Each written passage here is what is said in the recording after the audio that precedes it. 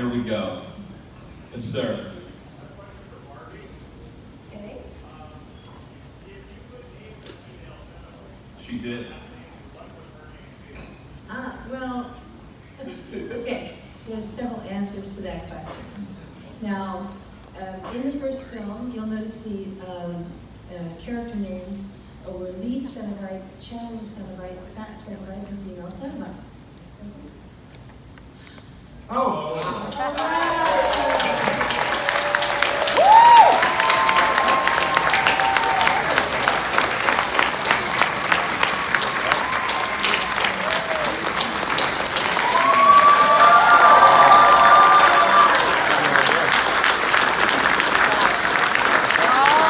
Ladies and gentlemen, please welcome Clive Barker.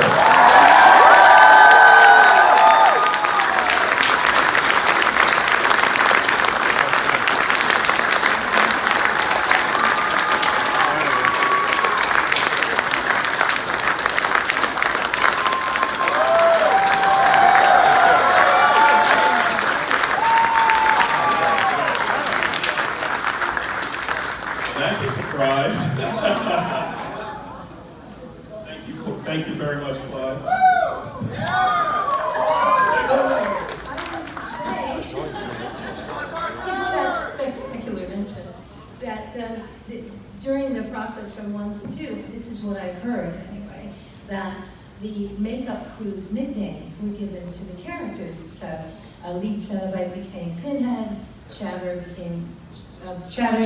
Cenobite became Chatterer, yeah, poor bastard, AK, and fat Cenobite became Butterball. Now, from what I can understand, the makeup crew's nickname for me, my character, was Deep Throat. Yeah. So now you may recall, during the same time, there was a rather notorious porno film called Deep Throat. And they, for some reason, the production company felt that this was sort of, considering this is a film with very heavy S&M themes, you know, they thought, oh, this is outrageous, we can't possibly have her be called that. So I got lumbered with the rather unromantic female Cenobite. And I believe you've got, didn't you have a nickname for her? Oh, we're not going to talk about that. Oh, okay.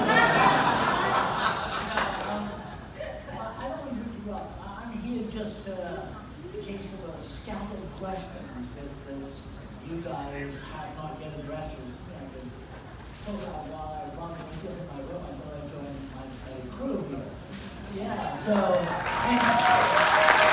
I have one more little thing to add to that there was an anthology in oh God, I can't remember what it was. And they asked me to write a story. And so, taking inspiration from the brilliant original novella on which all the HELLRAISER mythology is based, The Hellbound Heart, I wrote a story called Sister Celice. And if you're a Roman Catholic, you'll know the Opus Deis use the celice around their thigh to remind themselves of Jesus' suffering. And I thought, that's a good name for a Cenobite. So, such sweet suffering. So basically, that's, you know, another name maybe for her. It's a little bit, you know, posher than Deep Throat. So. And so I was sitting there, and Jenny Wilde was with me. Now, because my fear was that I was going to vomit, and with teeth in, I was going to choke and die. So Robin Vigeon came out by the side of the set and said, "We hear Nick's not well." And Jane said, "No, yeah, it's okay. We know we'll get the teeth out, and he'll be absolutely fine." And Robin said, "No, leave them in. Bring him up on set because Clive wants to film him being sick."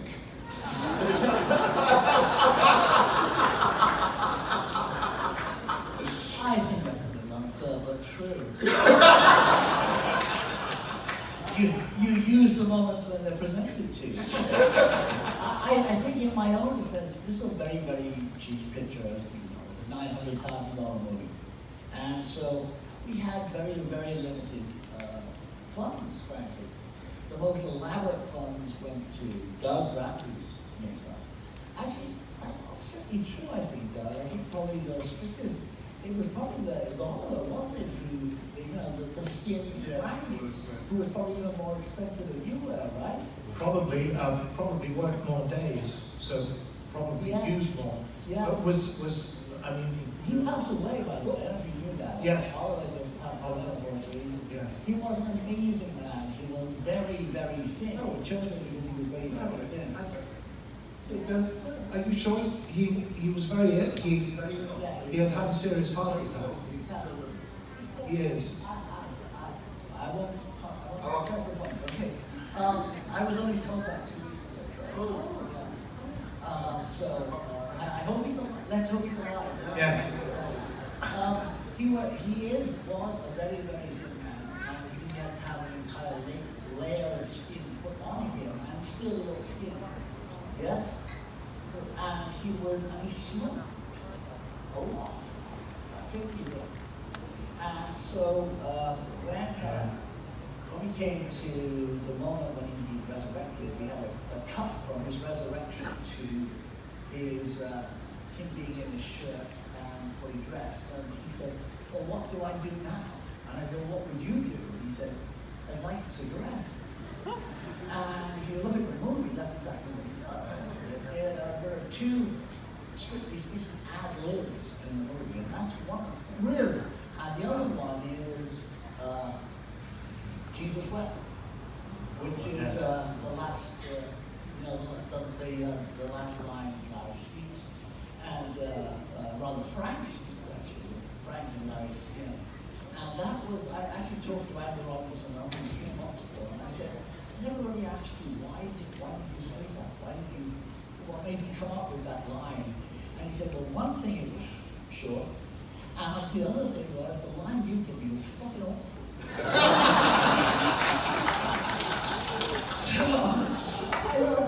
So I always say that whenever I can, I tell that story something because I think it's a great line. And it's a great line. It's a great way to just sign on, you know. And I thought, there could be no better way, in a way, to celebrate Andy's creativity.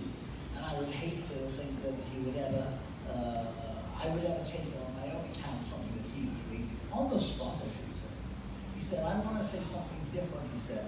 And I think he was tied to the board that he was being made up on and would eventually on for 8 hours. And that's a long time going on the board.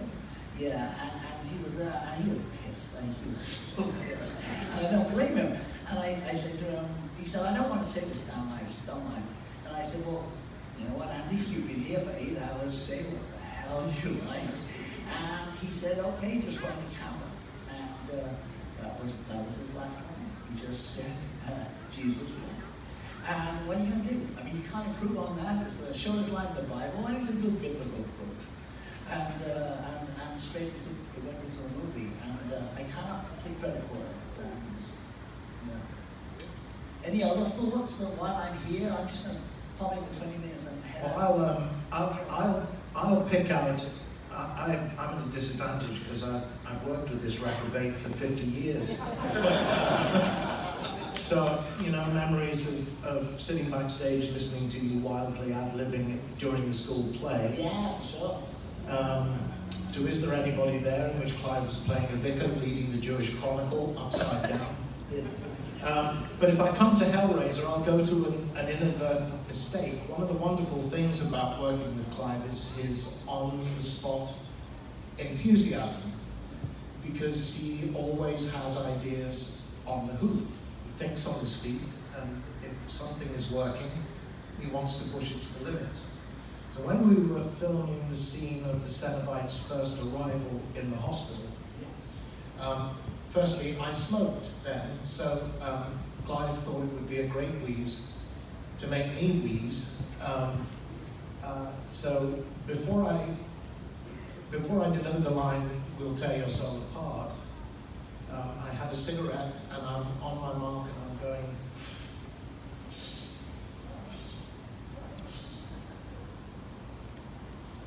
"We'll tear your soul apart." So the theory being, well, smoke would come out. Clive then decided that he could improve on this by putting a smoke machine between my feet under my skirt. So I'm now standing with my legs apart with the smoke machine underneath my skirt, which is a novel experience for me. But one he's repeated often. Since then? Oh, every Sunday.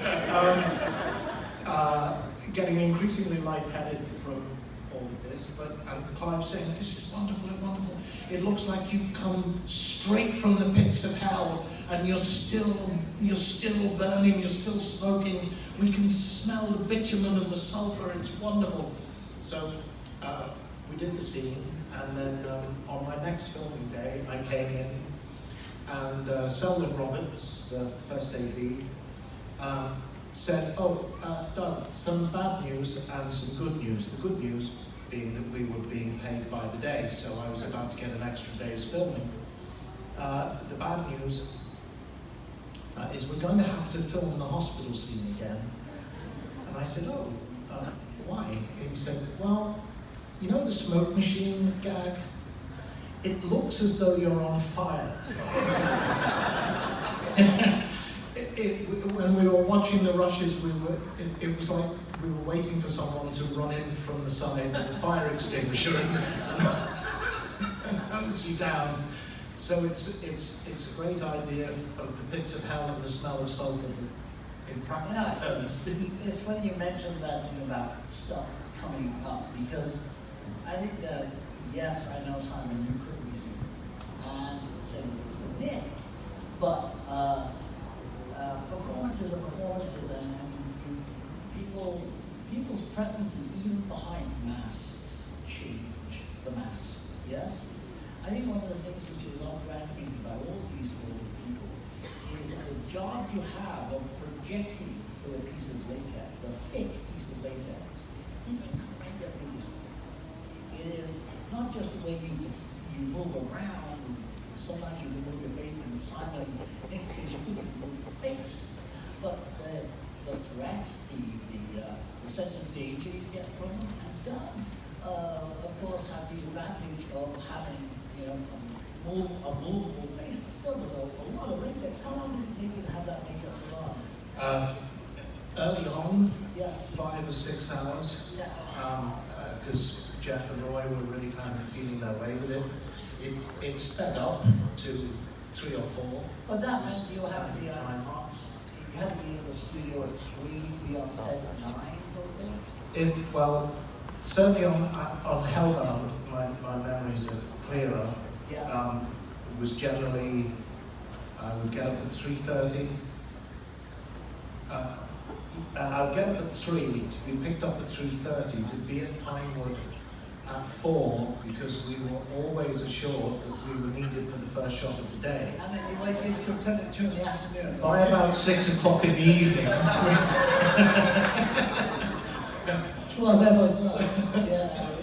So, but it was generally that kind of time, 4 hours generally was allowed. But I'd rather have gone through those 4 hours than the shorter amount of time that Nick and Simon went through for the misery they were in. Nick genuinely was in the bombs. I mean, you were very, very sick up there. Very, very sick. But the other thing that you said about all of this is we have CGI up to Disney now, right? And I think we are the lesser for it, personally. It is inconceivable that there could ever be what these guys did through a computer-generated image, in my opinion. And for me, the birth of Frank sequence in the movie, for me is one of, speaking objectively, as far as I can, is one of the most extraordinary sequences in horror movies.